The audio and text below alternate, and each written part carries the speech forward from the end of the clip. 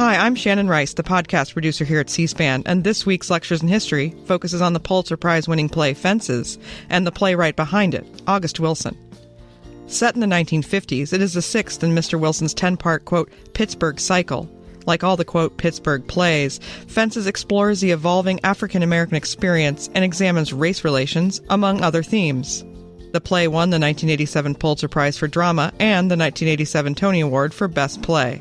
Coming up, Tulane University professor John Ray Proctor discusses playwright August Wilson, his contributions to African American theater, and Fences.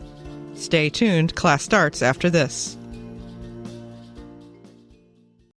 Today we're going to look at August Wilson's Fences. We're going to begin with a very brief discussion about who and what August Wilson was, his goal as a playwright. I'm going to repeat some stuff that you have heard before from our in-class presentation from Sem Hall, but there's going to be some stuff that I'm going to talk about in a little bit more depth than we talked about last class. On Thursday, you guys are going to look at T-Bone and Weasel. I really hope you all read that and prepare to do that. I'm going to give you your very quick pop quiz. The pop quiz for Fences should be easy as we will be done discussing it, but we're going to take it so that you guys can get a grade for it. And you will also have the pop quiz for T-Bone and Weasel. Let's start with August Wilson.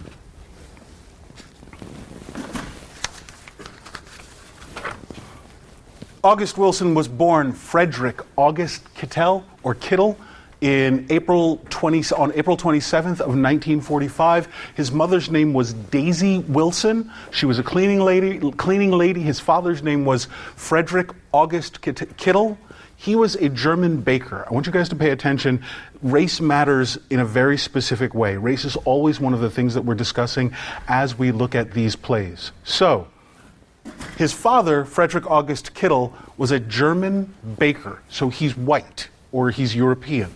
And then his mother is a black woman named Daisy, right? And she's a cleaning lady. I want you to understand, so we're already talking about a mixed relationship. So his mixed identity is a part of what he's working on when he's writing. Like how he is negotiating African-American existence is a part of who and what he is as he's working as an artist and as a writer. It's part of the mission that he's undertaking. He is the fourth of 6 children, and they live in the Hill District of Pittsburgh, Pennsylvania. A lot of what Wilson's going to talk about deals with the Great Migration. I've mentioned that in this class before. The Great Migration is what happened after Reconstruction in the South, when the social status of black people moved from slavery to freed to the Reconstruction era to sharecropping. So sharecropping was this new kind of, or new name for, I don't think it's quite accurate for me to say slavery, but essentially that's what it becomes. We've talked in this room about what sharecropping is, right? Good, thank you. And it's just a system where the black people who used to be the slaves on the plantation are now in a position where they are renting what used to be the slave cabins. They are renting the clothes. They are renting the tools to go work for the same farms on which they were enslaved. And they enter this system in which they're never able to actually pay for the rental fees for the things that they're now using to till the land. So that's why that's one of the motivating factors that caused a number of blacks to move northward at the turn of the century and pursue a better life in the North. I want you guys to think for just a couple of minutes about what that does or what that means for black families in the South.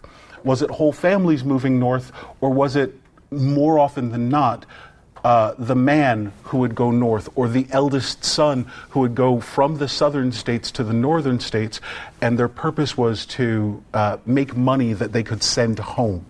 That's always the goal. You'll find a number of people in Pittsburgh, in New York, and in Chicago who have come north looking to make a fortune so that they can either make enough money so that their families can come up to the north and live with them in the north, or so they can send money home so that the people that are their people down there could have a way of living. So understand that one of the things that Wilson is talking about, one of the things that informs what Wilson is talking about is the Great Migration.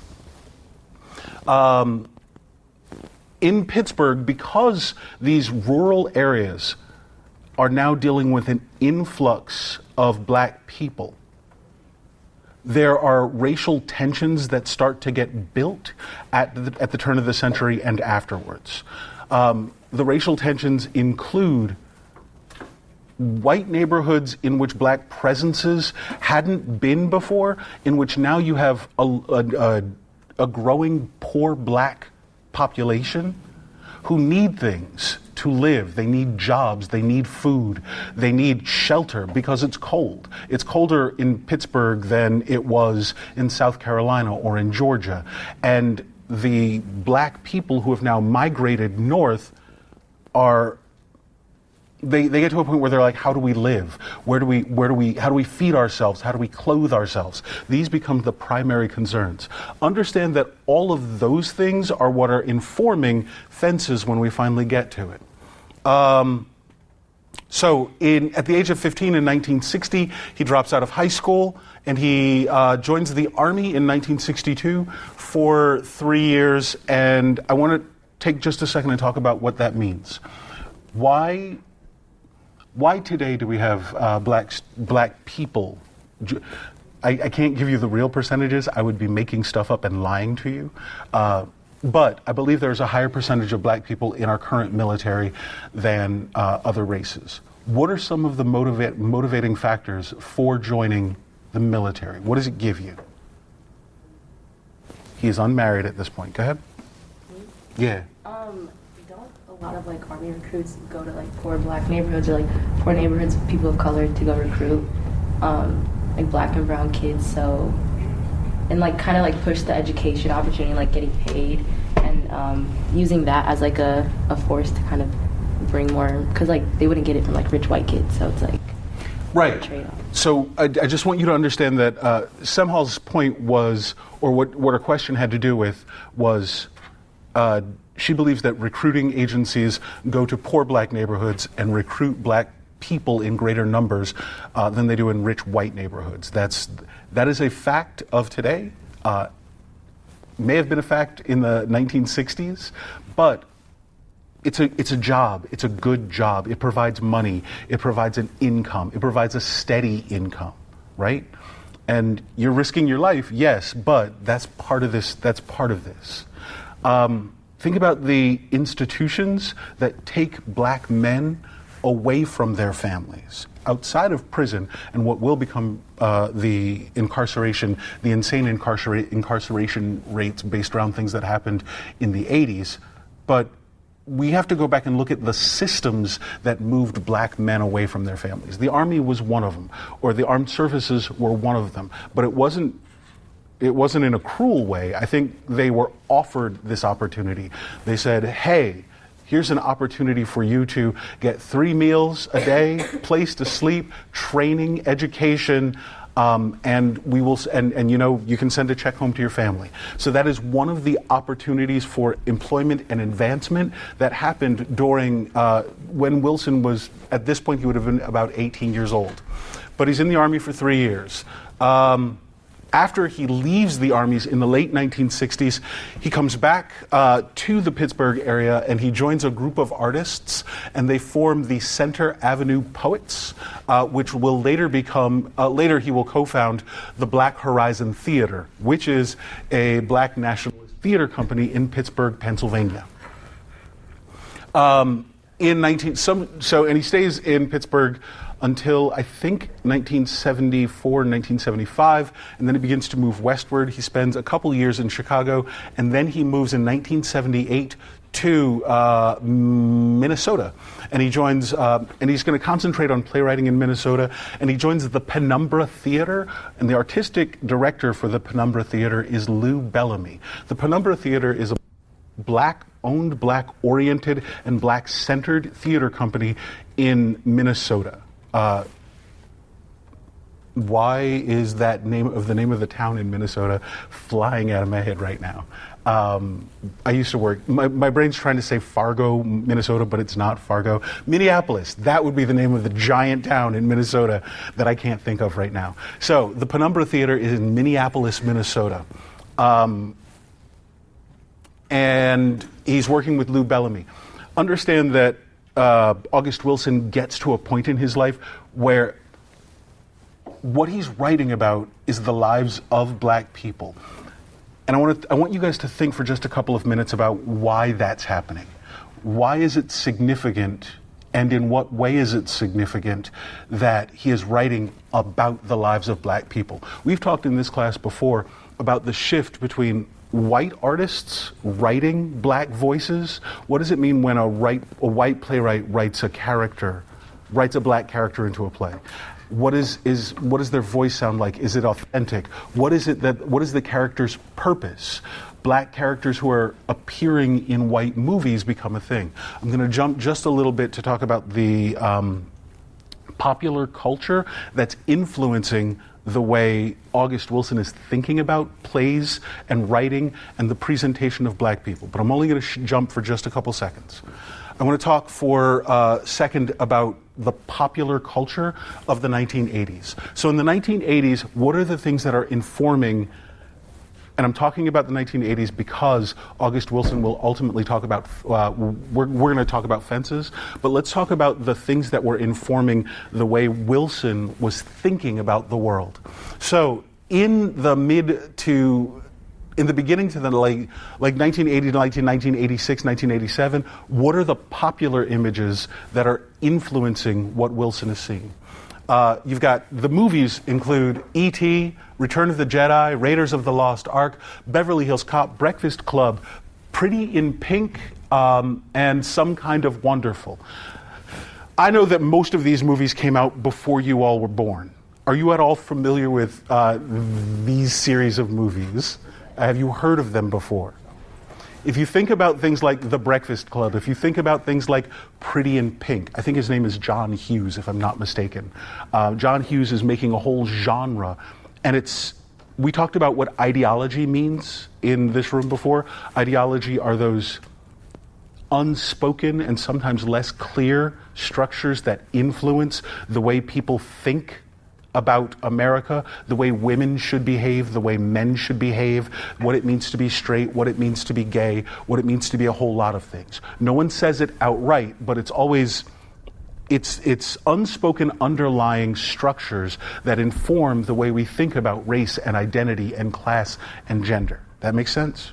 Good. So if you've got movies like Pretty in Pink and Some Kind of Wonderful, and I think there's a movie with John Cusack holding up boombox that I can't, High Fidelity? I don't think it's High Fidelity. I can't remember what it is. But you have all of these as the biggest movies that are coming out in the 80s. And the primary concern in these movies for a lot of, I think this is technically the beginnings of rom-com. I'm not a cinema professor. I can't tell you the truth of that. But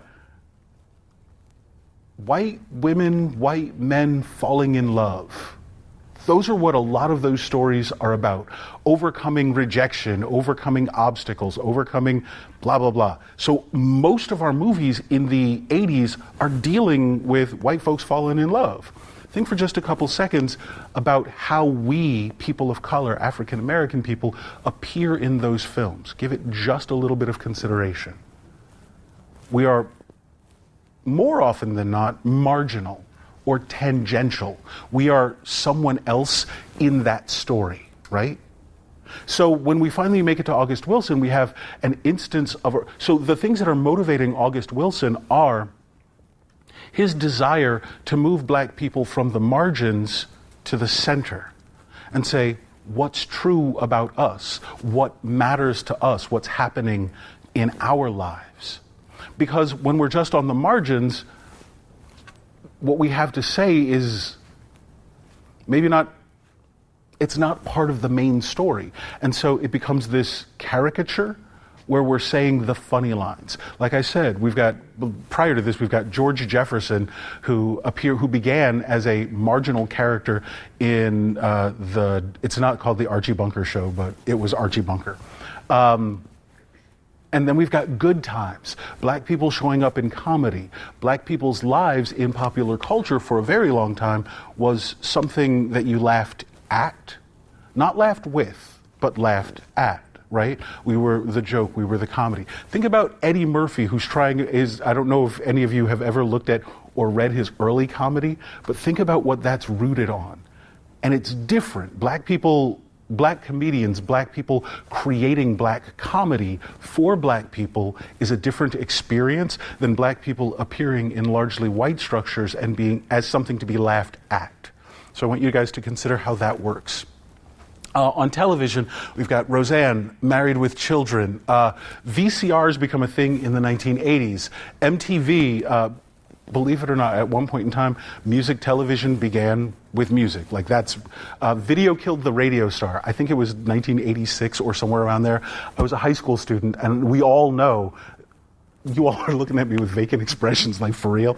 The very first song that ever played on MTV, and I don't know it because of a Trivial Pursuit card, was Video Killed the Radio Star. I can't tell you who did that song, but I know that was the song. And Michael Jackson's Thriller. Think about Michael Jackson in the 1980s. This is how black people are represented in art becomes a thought that people are doing on purpose. People are really considering what happened. Black artists, black playwrights, black songwriters, black performers are. I'm not saying that they are embracing black identity, but they're becoming critical and critically analyzing black identity in a way that is a response to the blaxploitation films of the 1970s, in response to the civil rights movement of the 1960s. We always have to look at things in relationship to each other. We've got the 1960s and what happened during the civil rights movement. We can go back further and look at the 1950s. And we, again, look at Emmett Till's mother, who realized the value of performance by keeping Emmett Till's casket open. That was an act of performance. She was like, this won't happen behind closed doors anymore. Think about private voice versus public voice. What does it mean when we are forced to keep something in private, as opposed to what happens when we make it public? Think about the developments in technology that have happened between the 1950s and the 1980s. Think about the advancements we make in telephone. Think about the advancements we get in recording technologies. Think about the advancements we've made in film and television itself. For example, and the way that should make sense to you guys now, there are videos every time something happens out there. If somebody meets you in the grocery store parking lot and they start acting funny toward you, what's the first thing that happens? What is the first thing that happens if you are in a public space and you think things are going to go bad? That's not a rhetorical question. You can leave, yes. Somebody pulls out a phone and starts recording. We have all of these instances right now of things that used to happen without any evidence, but now there's evidence, right? There's evidence not only from local street cameras, but everybody in this room has their own phone. So they have a way of documenting their existence and that these crazy things happen to us, right? Because that's what African American existence becomes for a while. We say to the public, you are treating us in this way. And oftentimes what comes back is people go, it can't be that bad. You are exaggerating. Well, now we get to the point where our phone comes out, we're like, we're not exaggerating. This is what's happening. And so then what happens subsequently is this weird justification. Oh, I have to understand the context for that. Right? That was taken out of context. Maybe it wasn't taken out of context. So when we get back to August Wilson, in the 1980s, the things that are informing his artistic vision and his life as a writer include all of those pop culture references that I talked to you. And so he's seeing a large what's informing his television and his movie habits, he's like, that's white people's world. Who's writing about us? And when they write about us, what are they saying? That's what's driving him as a playwright. Good. So let's talk about, really briefly, I'm going to go through the contextualization of the 1980s. A lot of this is stuff that I was alive for, and we have a different relationship to this. Like, I realized as I was putting this up here this morning that you guys are going to look at a lot of the stuff that I'm about to say as stuff that only ever existed in a history book.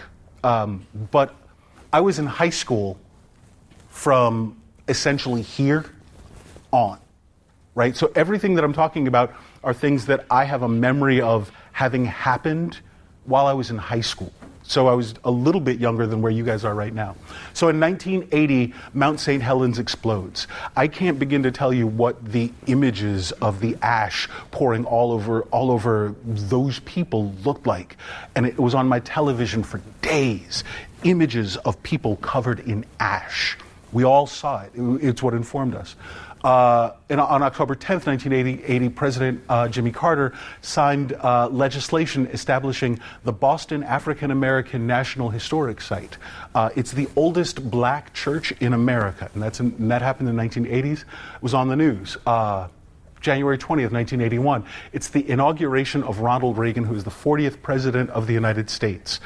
This matters in... I'm not an economics professor, but Reaganomics is something that you can look up and look at how it affected the world. One of the things that is the most important part about that we'll talk about later deals with the tax cut, in which we went from, I think, a 70% tax rate on, there's a way to say it that I don't know what it is, but there's a 70% tax rate that gets dropped to like 37 or 35%.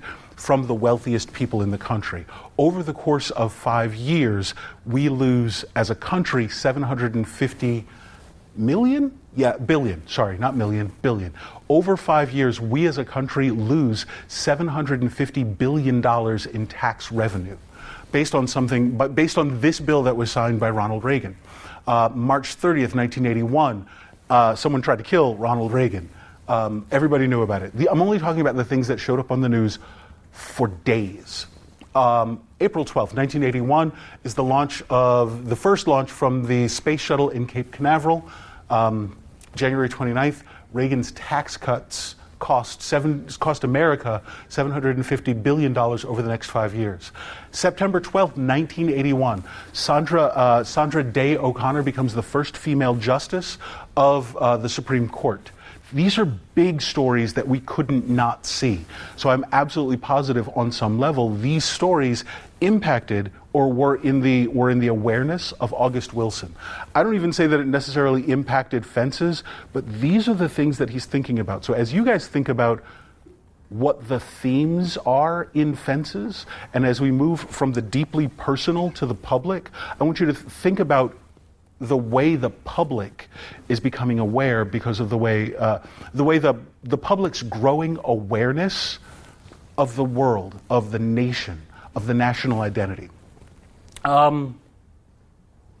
March 2nd, 1982, the Senate passes a bill eliminating the practice of busing to achieve racial integration. So busing stops in 1982. Was racism fixed in 1982? No, I don't think it was. Busing was born as a way to I think that busing was initially built as a way to integrate blacks and whites. It had to do with equality. Do you all remember? What do you know of that from history? Why we bust those? We talked about this a couple of classes ago. The one black young woman who had to go to school in Mississippi, and the 5,000 National Guard people who went to Mississippi just so she could go to school. So that would have been 1954, 1955, 1955. All of these things are related to each other. Black people being allowed to go to largely white institutions, being allowed to. And we in this room have to think very specifically about what that means for us. We here at Tulane, looking at the racial demographics of Tulane, have to always consider what that means to us.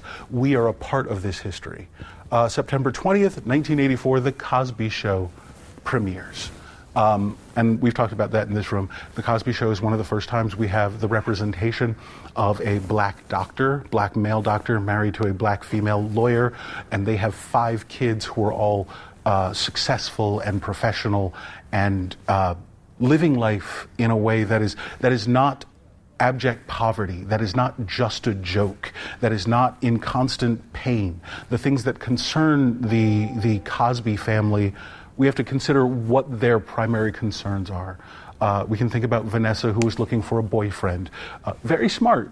It became layered. It became what black people are was something new because of The Cosby Show. 1985, Bob Geldof raises $70 million for relief in Ethiopia. He does this with a giant concert, a giant televised concert. 1986, for the very first time, January 20th, 1986, the Martin Luther King holiday is officially recognized for the first time.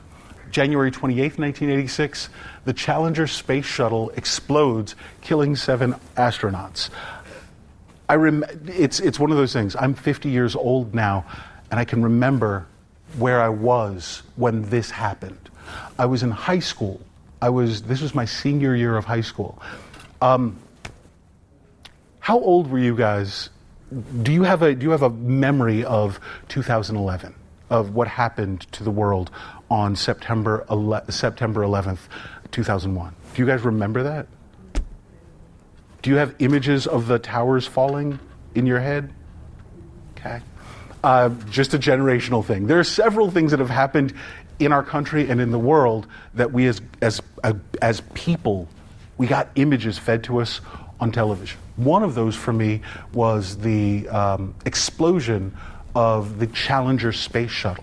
We watched it launch, and just moments later we watched it explode. And we watched 7 astronauts disintegrate. We watched it as a nation.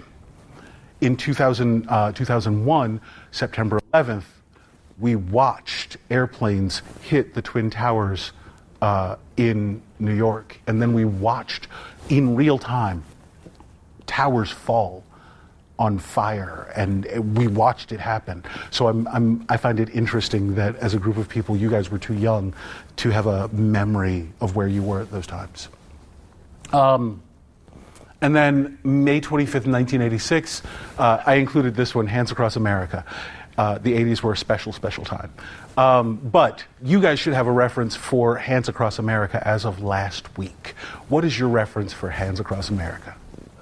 It's Jordan Peele's Us. Good. So when I want you to think about the things that have global impact, that's one of them. So this is the world that is informing August Wilson as he is writing the play Fences. I have one more thing to talk about, and then we're going to discuss Fences as a class. I want to talk about the Pittsburgh Cycle.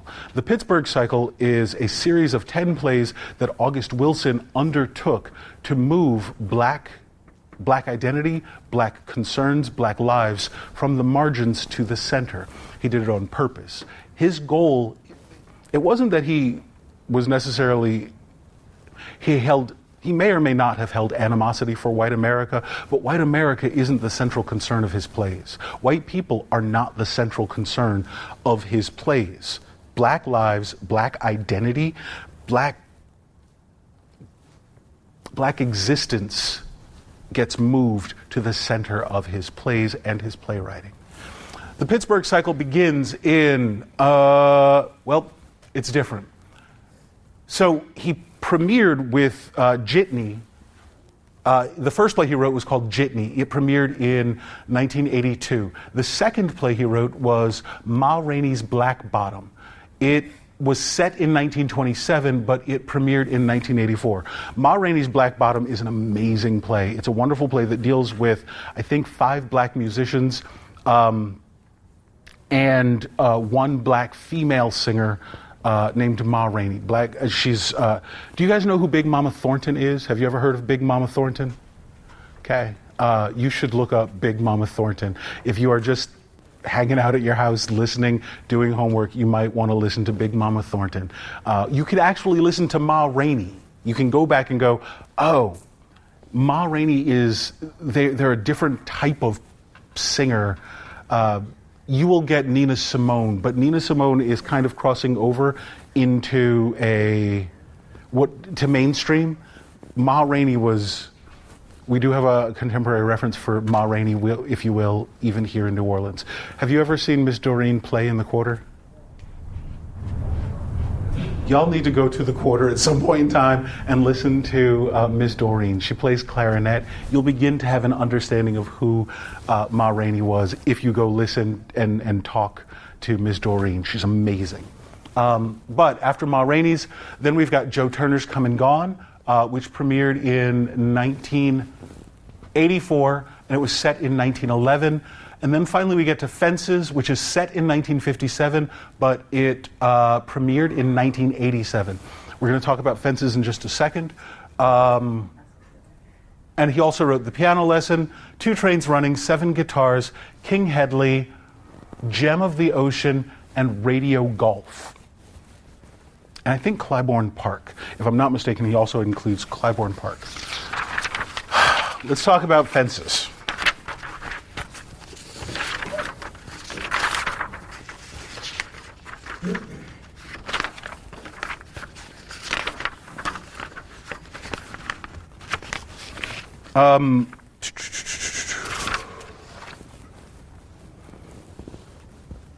August Wilson is influenced and in conversation with more artists than just playwrights. I know that all of these things inform him, and at some point in time he moves away. He stops concerning himself with white representation, and he specifically begins to seek out black representation and black art. One of the artists that he specifically looked to was Romare Bearden. Here, let me show you, so that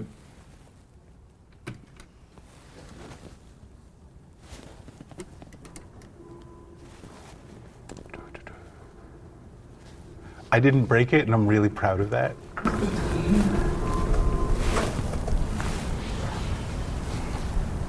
I have a question about Ma Rainey's Black Skin. Does that have to do with like sexuality?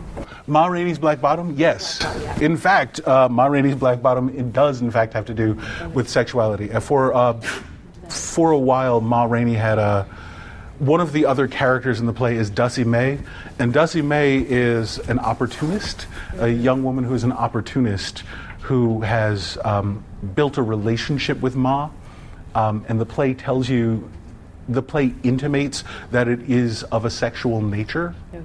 So yes, dealing with that is a part of that as well.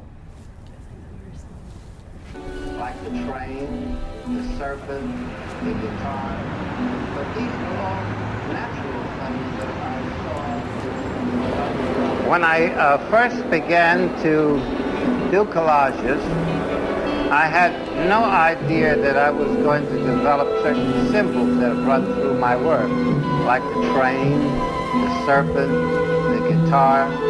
But these were all natural things that I saw. I used to life around Mecklenburg County in North Carolina. The black people had to do with the train. So these are the elements of my environment. That's right.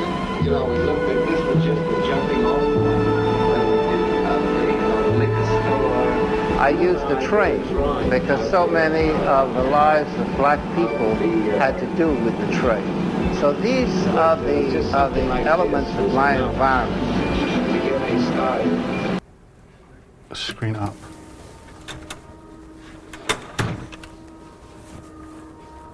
Bring the African American experience, or bring the universal to the African American experience. What is significant about bringing the universal to the African American experience? What is significant to you about an attempt to bring the universal to the African American experience? Yes, sir. Like, it makes it something that everyone can understand. Like, it makes it easier for you to, like, I guess, relate to it, to the story. Like, doesn't matter if you're black, white, or whatever. Like, you can relate to it more. How does the idea of empathy impact what you were saying? Well, people feel more empathy towards like black people. They would try and like help out with more of the issues that are going on in the community. Okay. I feel like making the black experience understandable. We all have children, right? I think about Trayvon Martin. Every time I think about August Wilson, I'm stuck. And August Wilson's artistic purpose, I find myself thinking about Trayvon Martin. And I want to know why the newspaper, why the media depicted him as such a monster deserving of such treatment, when all I saw was a 17-year-old boy who had been followed home, right? Empathy. That's what ideology has to do with. If ideologically we can construct the black experience as something that is hostile, something that is aggressive, something that is violent, then the treatment of black people becomes justified by our criminal justice systems, right? But if we can perform the narrative of blackness in such a way that it becomes universal, then maybe there can be empathy. Maybe then we can get the rest of America to go, you know what? This demonizing of blackness that has happened on an ideological level, let's step away from that and let's find out, oh, that's just a mother and that's a son. When we look at Rose and we look at Troy in Fences, we're hearing the story of a man and a woman, right? They don't really concern themselves with the white world around them. That's not they're concerned with their lives. And that process of exposing or showing the deeply personal by showing the specific and personal, it's an attempt to make that story universal, right? Oh, a husband and wife. It's not about this black husband and this white. Is it, or I guess that's my question for you guys, is this story specifically about this black man and this black woman, or is it about men and women? Do you understand my question? Okay. Yes, Jamiron. I feel like it's about men and women, and like they're really just like symbols of African American men and African American women, and how like we interact with each other. Okay. And I feel like it probably showed like more of a private life of African American experience. Okay. And how like African American husband and wife interact with each other. Would you say that Fences humanizes the black experience? In a brutal way, I say it do, like in a direct way, from his dialogue from the main character, African American man, his dialogue towards his children and his wife.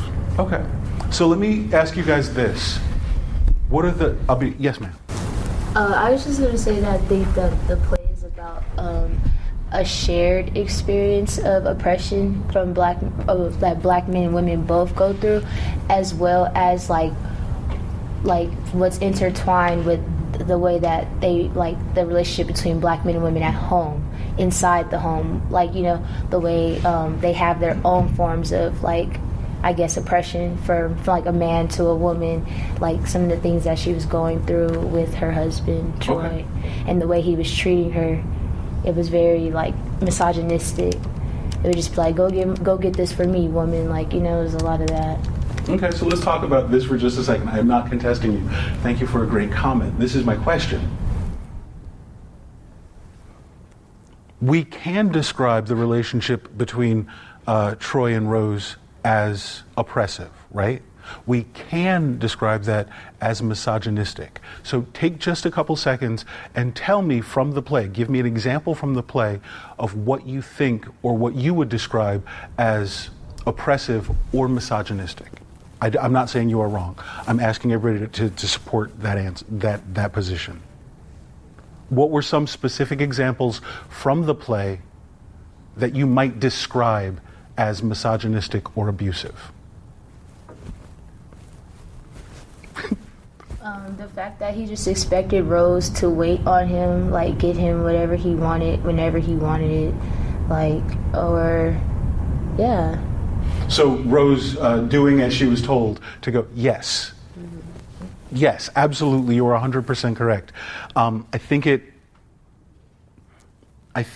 that is a reflection of the state of women in the domestic sphere. So this play was set in 1957. We have to think about things like I Love Lucy, Leave It to Beaver, Good Times, and the idea of the American dream, right? What was a woman's role in a household in 1957? What was a woman's role?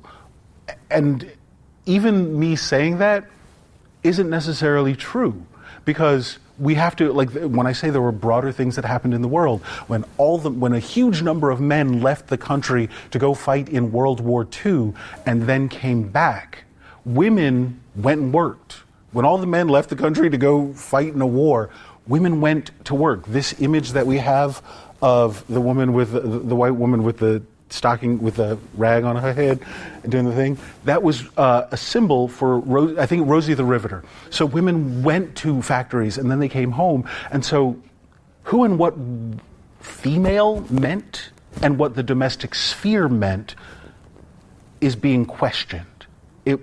Women had a different lived experience because of World War II. And then the other thing that happens after World War II is the McCarthy era, when you could be in trouble for being called a communist was the worst thing ever. You could appear before the House of Un-American Activities Committee, right? So that was a thing, that was a boogeyman that was used to scare a lot of Americans into what, I can't even say the government, into proper behavior, right? And women had their place. That's not right, or that there was an idea in American culture that women had their place. And their place was in the home. There are things that we would look at and call utterly crazy. Magazines, specifically for white women, about what having your man's drink ready when he came home from work, being dressed nice, wearing a pair of heels and stockings, and having a full face of makeup on. These things were in magazines. I've seen them. They all exist. And we can go back and look at them. Primarily, and this was a rhetoric that was being taught specifically to white women, and black women were trying to figure out how we fit into the American society. Black women's hair is a part of that story. Black women's jobs are a part of that story. Going out and being domestics, caring for white people's kids, all of that is a part of this story. How black American identity fits into the fabric of American society is all a part of this story. You were going to say?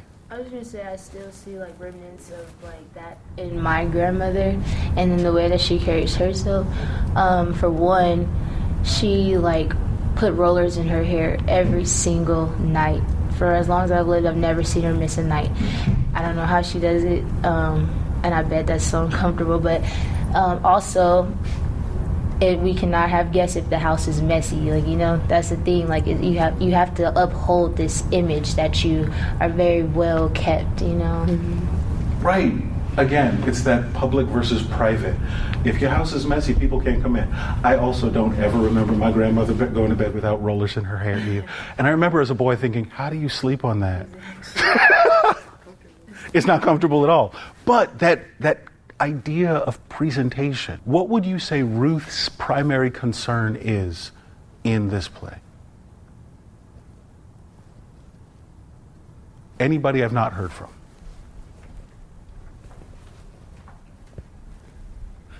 Yes, Anil. I would say maintaining the family.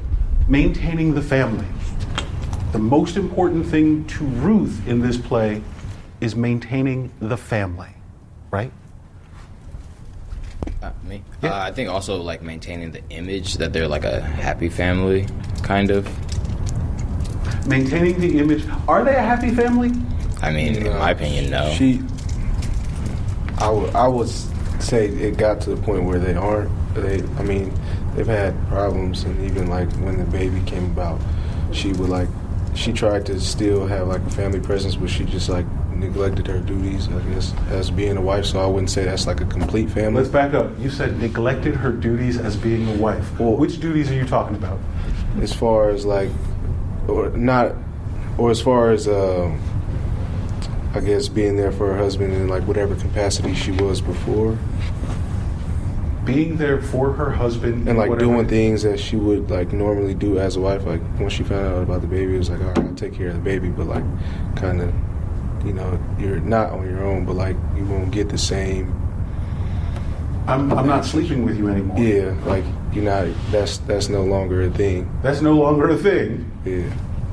So I guess like maintain. She burned that bridge. Yeah, but she still like she still would be a mother to the child and like still care for her children. So I guess it is still like maintaining a family, but just like not a holistic approach. Did she respond to? Did she say is that you have shown me such disrespect that I can't. I will no longer share my person. I will no longer share my body with you because that is the only thing I have. Like, what would it have... Could she have left him? Yeah. Really? I mean, I'm just curious. Where would she go? And I don't think she had that much money. I don't think she had that much money. She's stuck. But that's her reality. And I don't know that she necessarily thought of it as being stuck. Back then, people didn't really get divorces. Yeah. And people didn't get divorces. Maybe that wasn't an option. And there's another part in like maintaining this perfect family image. Identity. It also has to do with her identity. My identity, that thing that tells me who I am, is your wife, Troy. It's the mother of this Troy, this is Troy's second relationship from which he has kids, right? She's already wife number 2. What were her options? What were her options as a black woman in 1957? She had few, if any. She had few, if any. I don't want to say that it was making the most of a bad situation. I think it's family. I think it's family. Financial situations, like you said, she really didn't have much money, so why leave something that is somewhat financially stable, or more stable than you would be on your own, than just staying. Okay. I feel like that factors into it as well. So what does family mean? Think about your own families. Do you have cousins, sisters, brothers?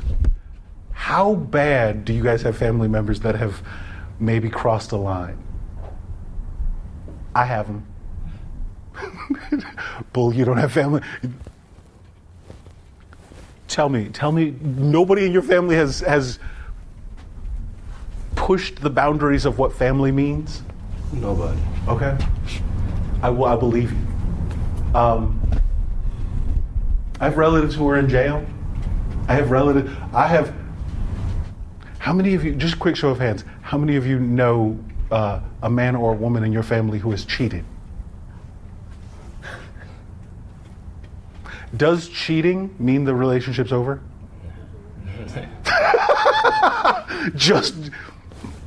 You figure, that's grown folks, right?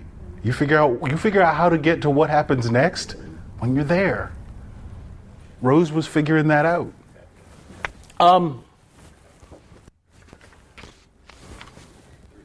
Fences. Let's talk about fences. Let's talk about what is a fence? Really quickly, you guys. What exactly, this is not trying to trick you. What's a fence? Something that keeps someone in or out. It's something that keeps someone in or out. Barrier. It's a barrier or a boundary. Okay? What is Troy's activity? What is he trying to do? Jordan, what is it that Troy is trying to do through this whole play? Build or finish a fence. Right. Good. What else? At the beginning of the play, there's a baseball bat that is leaning against a tree trunk. Do you all remember that? Good. Troy has an image in his head of what he was supposed to be. Remember, he says, I was just born at the wrong time. What does that mean?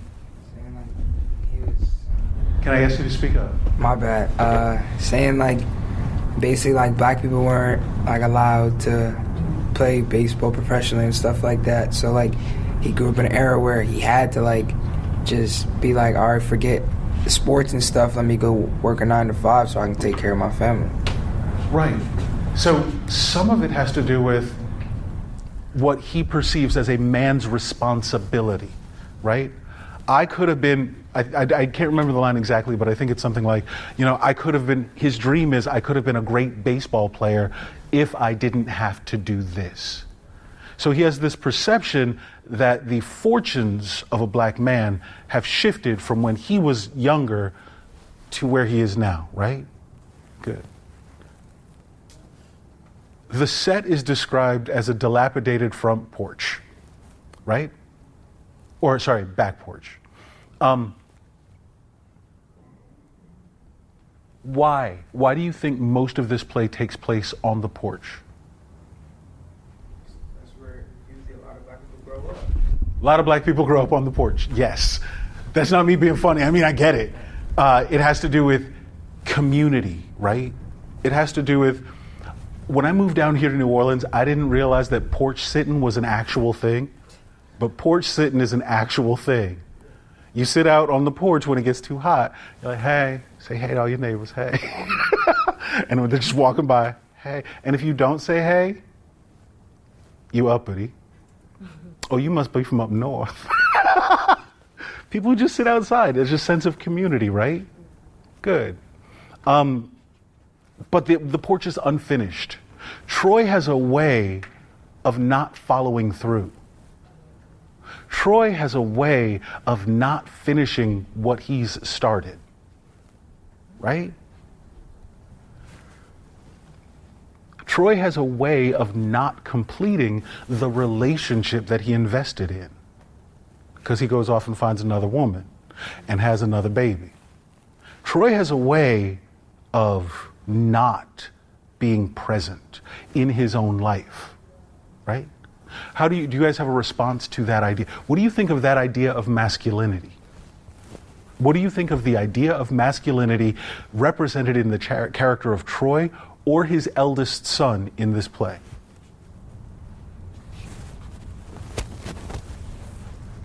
Why can this family afford this house?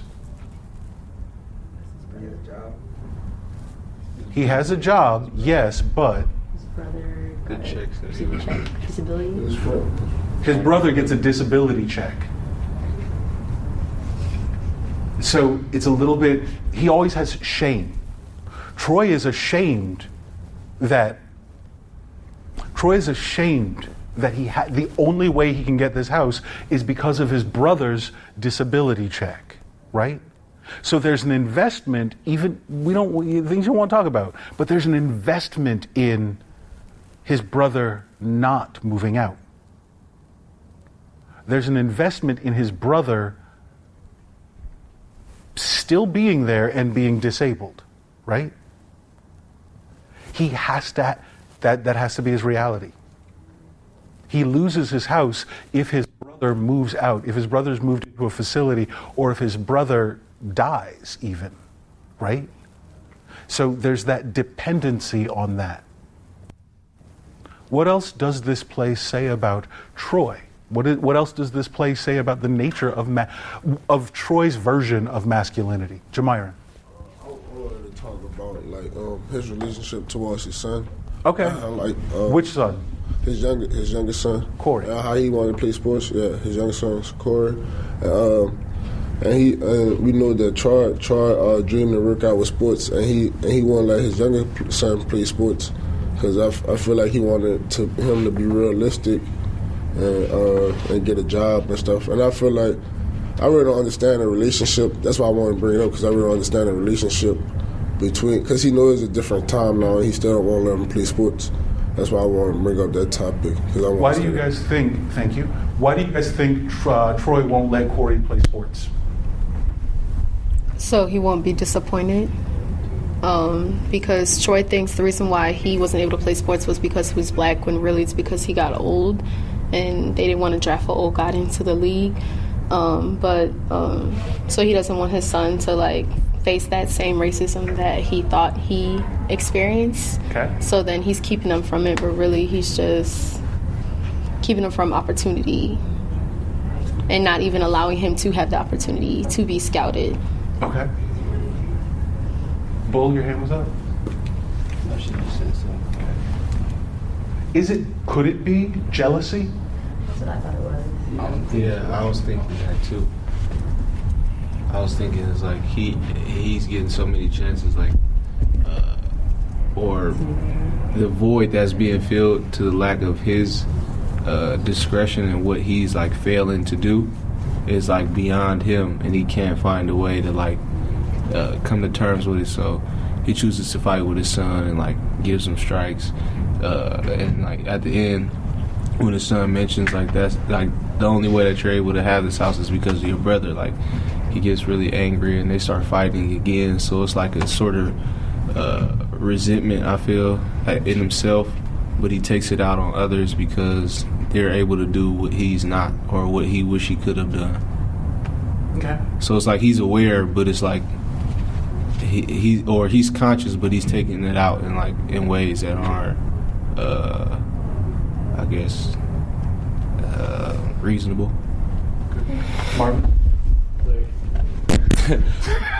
I just feel like he's trying to kind of like protect him, because like he don't want him to like fall in the same footsteps as him and like get to that point in his life and have to struggle like that. So, in your opinion, one of the things that's happening is Troy is protecting? Yeah. Protecting him from what?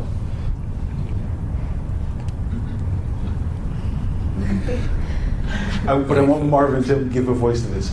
Troy is protecting Corey from what?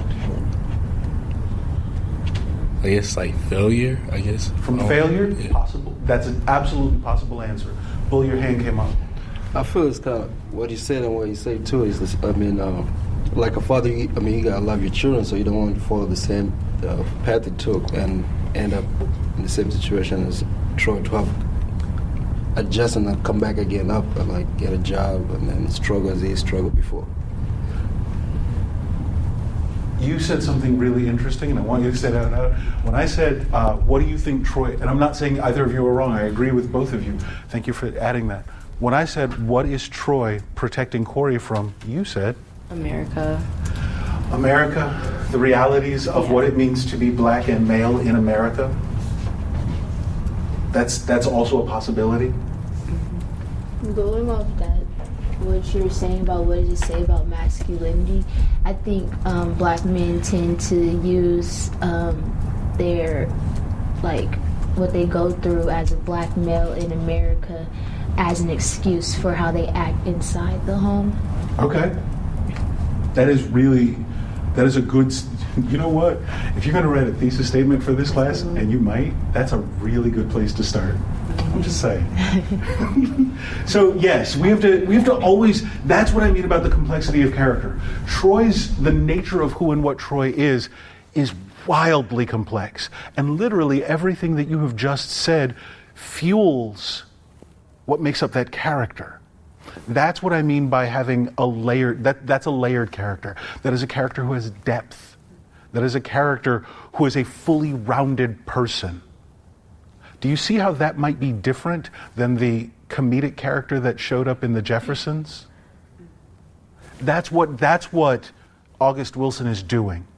He's actually allowing black existence to be a complex thing. Not just allowing it, he's doing an artistic rendering of black existence that is complex, that is layered, that is not simple or easy, right? Yes. How do you think white America kind of took this play? Like, how did they view it? And I mean, like, because it won or was nominated for like 4 Oscars, and like Viola Davis won for like her. So it's like, I don't know how white America took this play. I don't know how white people read this play. Yeah. Because I'm not. Is it like for them, or is it like? Okay, so one of the realities of American theater that we always have to deal with is this.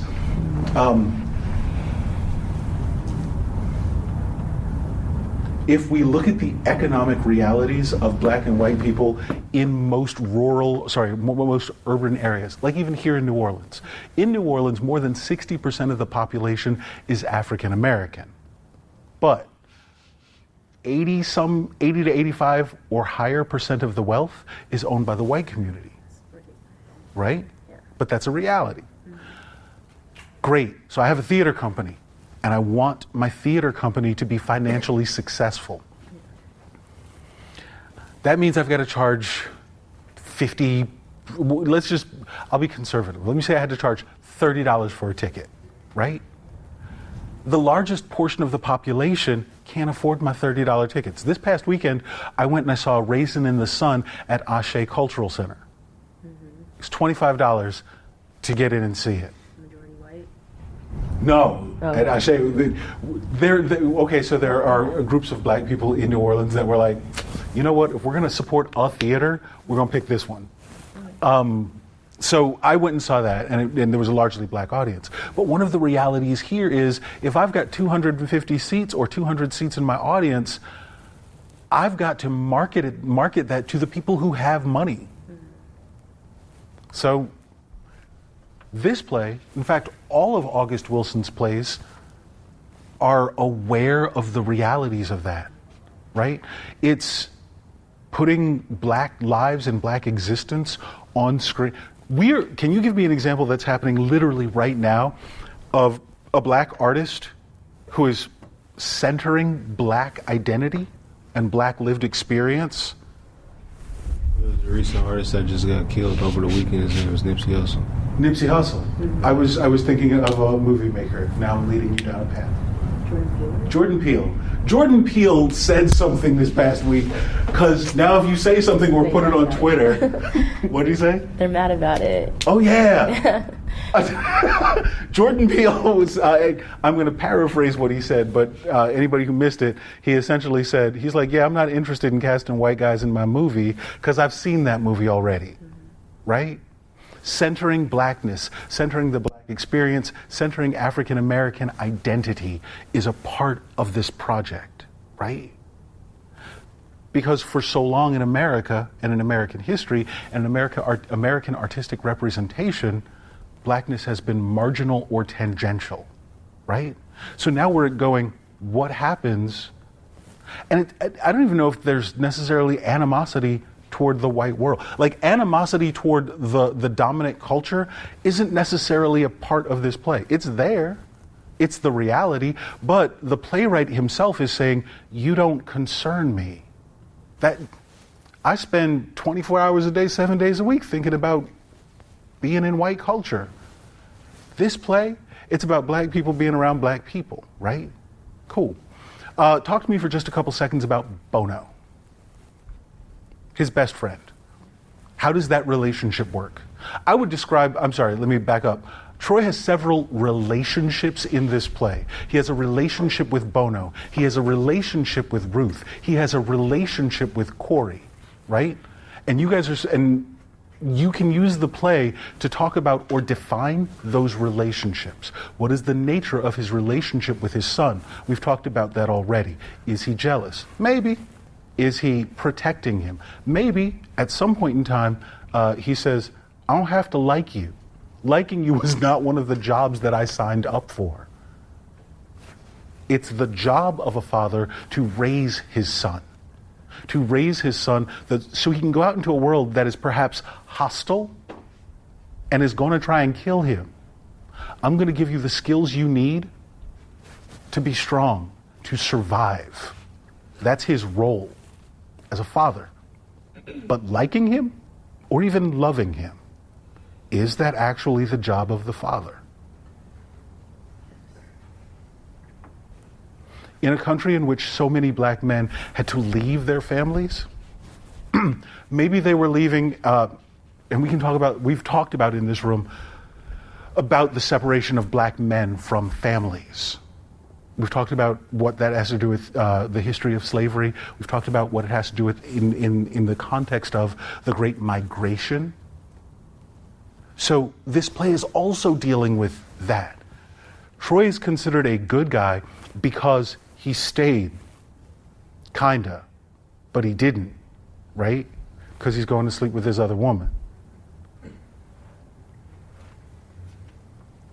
What does fatherhood, what does masculinity, all of you people who have to write thesis statements for your final papers should really be thinking about these kinds of things. What does fatherhood mean? What does manhood mean? Yes, Danielle. You asked us in the context of Bono and Troy? Yes, thank you. I got way off track. All right. I think like Bono has some sort of like not resentment, but he sees like in Troy what his father was to him. So like they had a conversation or something. I can't remember, but they were telling each other like about their experiences or something, and like in Bono's experience, like his father was like going from woman to woman, like couldn't stay put. I guess that's what he kind of sees in Troy. So he has like some concern. Okay. Stay on Bono for a second. Tell me about Bono's relationship with his wife. He's super devoted to his wife. Super devoted. So the playwright gives us a representation of a man who is in fact devoted to his woman. Right? Yeah. Troy exists. Bono is a foil opposite Bono. Bono's existence in this play actually shows us more of the tarnish on Troy. I think I don't think the movie really implies it, but I feel like Bono kind of puts himself in like his son's shoes, or like Troy's son's shoes in some way. Like I don't know. I'm just trying to make connections, but I guess how he kind of sees how Troy is like how he was with his father, and like his son, he doesn't want. I guess he doesn't have like some resentment that he actually like vocalizes, but they were just like in conversation. He was like sharing his experience, so I guess like he sees that between Troy and his son, and like how Troy and Rose are to each other. Bono is a corrective. Bono, did you see Get Out? Yeah. Good. You remember his friend who would keep calling him up going, "What are you doing? Yeah. You should leave." That's Bono. Yeah. Bono is literally that friend calling you up going, "You about to mess up." Okay. You done messed up. Like that's that moment of somebody, the interjection or the interlocutor, I think is the big college-y word for it. Yes. I think Troy's representation of what a man is supposed to be changes when whoever it's directed to. Okay. So when his relationship with Bono, he's gonna like boast about women or all these women that he have, or like he's like they're drinking like all the time, like that's his idea of being a man when he's with Bono.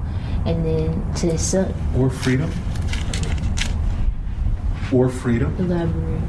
Huh? What does that mean? What do you mean by that? Does he get to be free with Bono? He gets to tell his story. He actually gets to be kind of a star. He gets to be entertaining and fun. So his relationship with Bono, it's carefree, kind of. It's a double whammy, though. It's a double whammy, though. Why? Because he gets that, he can, in a sense, be carefree, but not too carefree, because like Bono isn't passing judgment on him, and he's not going to let him like slip, or he'll Bono is totally passing judgment. Well, he is, but like I'm saying, like in context of his head, like he's conscious of it, like Yeah. So I mean, he's a man at the end of the day. He'll say something, or he's gonna let a man be a man, but like he's very conscious of it. Like he knows, but I could tell by like that conversation that they had. Yeah, but Bono moves away from him at the end of the play. Yeah, Bono's so like that's what I'm saying. It's a double whammy. Like he thinks he just removed himself. Like, you know, he'd rather not engage, or he'd rather just let that be him. I'm gonna let you sink on this ship all on your lonesome. Got it. Good. I saw a hand back there. All right, good. So we've got about 4 minutes left, ladies and gentlemen. I just want to close this discussion, and I want you guys to think about things. One, the plays that we're studying in this class, from Langston Hughes to Lynn Nottage to Pearl Cleage, all of these plays are in fact in conversation with each other. I want you to think about, for colored girls who've committed suicide when the rainbow is enough, in relationship to this play. For colored girls, we've got Ntozake Shange, who is voicing and taking the place of, or she's allowing a black woman's voice to be heard. These are the private thoughts of a black woman. This is the private world that we've always been told not to show to the public, right? In the same way, August Wilson is with plays like Fences and the entire Pittsburgh cycle, moving the private lives of black identity into the center of the artistic mission, right? I want you guys to think about what that means in terms of, in context with each other, not necessarily Ntozake Shange and August Wilson, but absolutely those two, as well as Passover, which we watched in class. In what way is the movie, or the film of the play Passover, also still in conversation with this play, right? So in Passover, they can't get off that corner. They're stuck. They can't go anywhere. Much like Troy, who is stuck and can't go anywhere, right? Much like the women in For Colored Girls are stuck and can't go anywhere. What does that say about black existence? What does that say about the nature? What are black artists saying about the nature of black existence? So that's what I want to leave you with. Please, all of you, read. You'll get a pop quiz on this play, Fences, and you'll get a pop quiz on T-Bone and Weasel on Thursday. And we'll talk about T-Bone and Weasel on Thursday. Thank you. Have a great day. Thanks for listening to C-SPAN's Lectures in History podcast. If you're interested in hearing more history, check out Season 2 of the Presidential Recordings podcast. The second season focuses on taped conversations between President Richard Nixon on topics ranging from the Watergate scandal to his nominees for the Supreme Court. The Presidential Recordings podcast is available wherever you get your podcasts.